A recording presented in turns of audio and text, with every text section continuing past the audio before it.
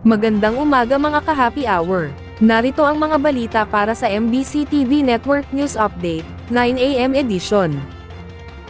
Sa pilitang pagpapasayaw sa mga party ngayong holiday, pwedeng ireklamo.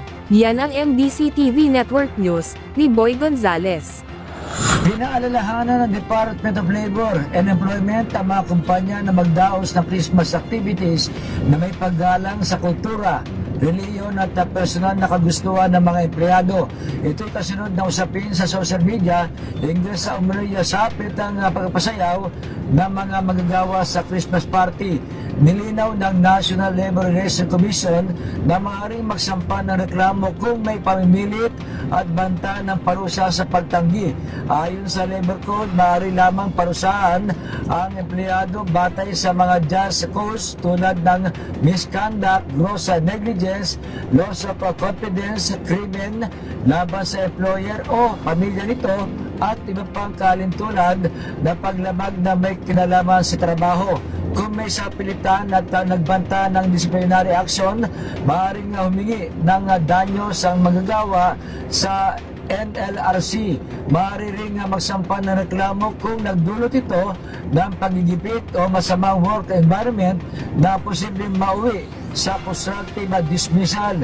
Saklaw rin ito ng Safe Spaces Law kung may paglabag.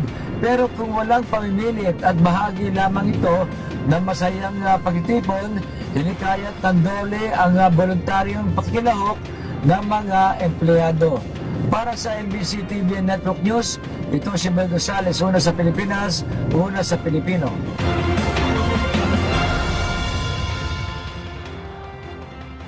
Samantala, dagdag bawas sa produktong langis, ipinatupad ngayong araw. Magkakasabay na nagpatupad ang mga kumpanya ng langis ng kanilang dagdag bawas sa presyo ng mga produkto. Epektibo kaninang alas 6 ng umaga, nang ipinatupad ang 20 centavos na pagtaas sa kada litro ng gasolina, habang ang diesel at kerosene ay mayroong 20 centavos sa magkahiwalay na bawas sa kada litro. Una nang sinabi ng Department of Energy, na ang dahilan ng dagdag bawas sa mga produktong langis ay ang tensyon pa rin sa gitnang silangan at ang pag-target ng Ukraine sa mga oil depot ng Russia. At yan ang mga balita para sa MBC TV Network News Update, 9 AM edition. Abangan ang mga susunod na balitaan mamaya, para sa 10 AM edition.